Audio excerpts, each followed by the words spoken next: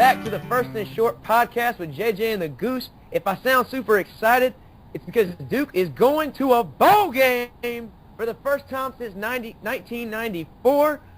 Can you dig it? JJ, did you see that game against Carolina? Hell yeah, I can dig it, and it's even sweeter when it came at the expense of the Tar Heels. Are you kidding me, baby?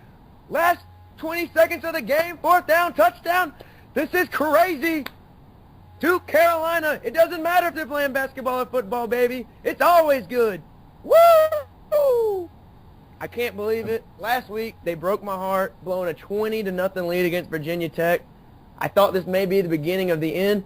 Last week in the fourth quarter, they go for it on 4th and 2, up 2 touchdowns against Carolina on some retarded-ass play. It didn't work at the midfield. Carolina comes back to take the lead on another retarded receiver fumble. Duke falls on it, drops it, and somehow Bernard ends up picking up for a touchdown, just like Fedora called it in the huddle. But it wasn't over. In the last 3 minutes, Repney led his boys down the field, converting on 3 third and longs, and finally tipping it off with a touchdown on 4th down. Can you believe it? Duke is 6-2. Was it 4-1 in the conference? Or 3-1 in the conference? Hey, it's your team, man. I don't know. I'm sorry, let me pull that up.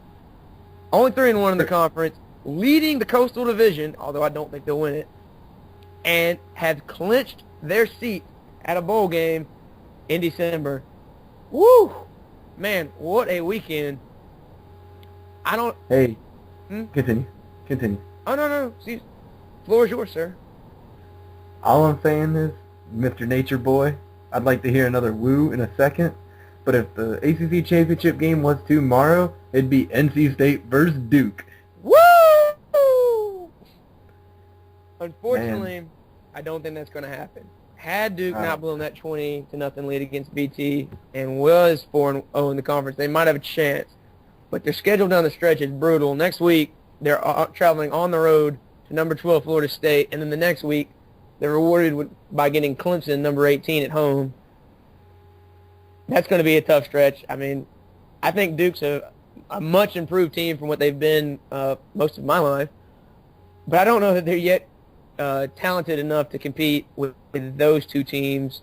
And after that, they finish up with at Georgia Tech and home to Miami. 2 games I think that are winnable, and I would like to think they could at least get one of those.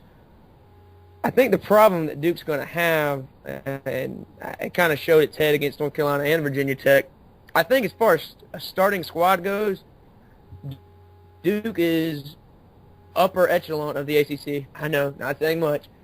But they don't have a lot of depth, and it kind of shows in the second half of games. They don't have as many players to sub in and sub out, and you see them getting outscored often in the third and fourth quarter.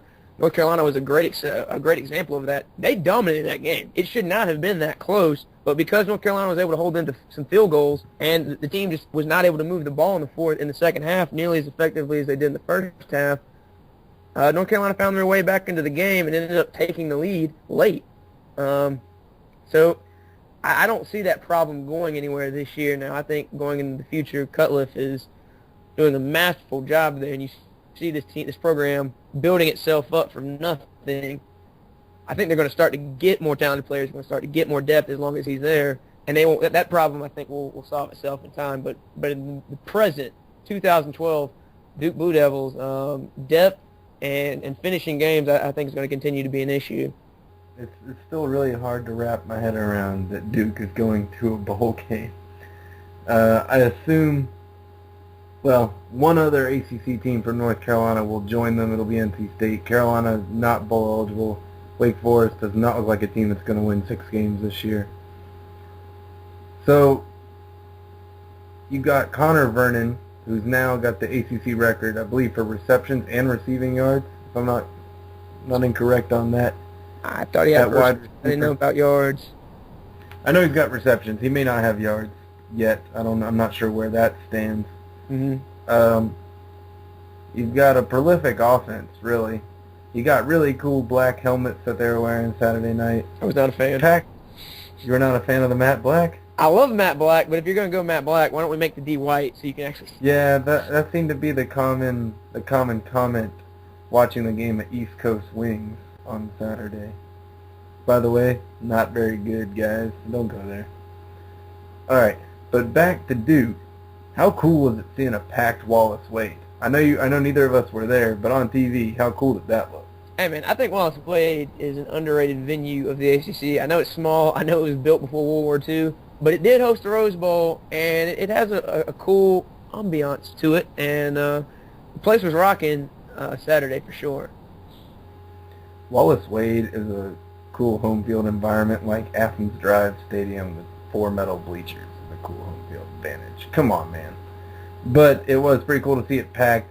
Cutcliffe and the boys did deserve that support, and they should have been getting it games ago, but it was pretty cool to see them have a home game. It's too bad Duke doesn't play State this year. That would be another packed, exciting game. I'd actually bet on Duke in that one because State's secondary is awful. But so what are you going with on the ceiling for Duke this year? You talked a lot about how they're struggling to close out games. What is the ceiling? So everything goes right for Duke. I mean, if everything absolutely went well, I would say they'd take one of the Florida State or Clemson games, beat Georgia Tech, beat Miami, go 6-2, and win the division, and play probably Florida State again in the conference championship. And hell, maybe they could win that game and go to the Orange Bowl. I mean, but realistically, beat Georgia Tech, beat Miami, and win your home game. Hopefully the Belk Bowl. Although I'm not as confident as you are that they'll get selected. Duke's a smaller school, smaller crowd, and I could imagine the Belk Bowl taking NC State over them, taking Virginia Tech over them, Georgia Tech. I mean, teams that have bigger followings, so they feel more assured of selling their allotment. Although I think among Duke fans, I mean, there will be a huge excitement to go to this game. As we said, it's been 18 years since they've gone to a bowl game. It's a really big deal. I mean, what Cutcliffe has accomplished there, changing the atmosphere in the last couple of years, it has been nothing short of amazing. You got to remember, 5-6 years ago, this team would win 0, 1, 2 games in a year, and now they're on top of the division halfway through the conference season. So, hats off to him. A really awesome thing, this offense had been really one-dimensional going into their game against Carolina, just passing the ball, doing some run stuff with Anthony Boone coming in with special packages, but it was a lot of Refney passing the ball. And they were going up against one of the best rush defenses in the ACC in Carolina, and they ran the hell out of it. They had 3 running backs with over 65 yards. Josh Need had 99 yards, and I believe they ran for 234 on the game. I mean, they were tearing Carolina up with little 5-yard draws and dives at the middle all night. So it was really exciting to see that, because if they can have, as I've talked in other podcasts, when you're two-dimensional, you keep that defense on edge, you make them pull up the safety, you get zero cover situations, and it makes passing the ball, their bread and butter, a lot easier. So going forward, I'd like to see that continue. Although they play Florida State this week, I wouldn't be shocked if they ran the ball for under 100 yards against that defense. That defense is quite stacked. Also, they got to hope they can stay healthy down the stretch here. They don't have a lot of depth. I do like Duke had their backup quarterback came in a little bit earlier this year, and he was successful. Boom. Hopefully you don't have to worry about losing Renfree. Yeah, Renfree, he's a wild man. He got knocked out partially in that game on a run where he didn't dive. He wasn't going to make it to the first down, and he's been knocked out of a few games this year. Boone's certainly seen a lot more action than they thought he'd be getting in his special packages. But in Boone's defense, I mean, he's looked really good as a backup. And just going forward, I mean, it's nice to know they've got that quarterback, because Refney is a senior, so he'll be gone at the year, and it'll be Boone's team next season. So that's great. You got anything else to add on this? I know you're excited. Mike Krzyzewski, move over. There's a new sheriff in town. His name's Cutcliffe, and he's bringing in a new administration. And really, if Duke can keep him, and I think he's got a commitment to the university. Some people may not remember, but he's from Tennessee, and he passed up the Tennessee head coaching job a couple years ago So he has an interest in this university and in this football program.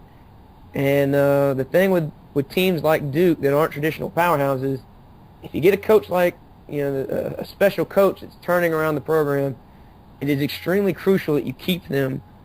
Because I think what Cutcliffe has accomplished, while great, if he left at the end of this year or next year, if they brought in, a dud, which is quite possible, you can see all that success unravel quite quickly. So, in Cutcliffe we trust. I just hope that he'll stay, and I hope Duke does what it takes, does the right thing, gives it. This man deserves an extension and a pay raise at the end of the year for what he's done, because Duke was considered to be a lost cause as a program, too difficult to recruit with their academic standards, and the amount of people you have to recruit at those standards who are also good at football. And he's made it work. And turning around a losing culture like that is no small feat. So I think he should get consideration for Coach of the Year in the conference, which I'm sure he will. And I really hope he stays, because this is exciting. This is fun. Well, there you have it. The Goose is amped up. The Goose is loose. The Goose is loose. I'm pretty excited about Duke football. I ain't even a fan. But that'll wrap up another edition of the First and Short podcast with JJ and the Goose. The Devils are on the run, so watch out. We'll catch you next time.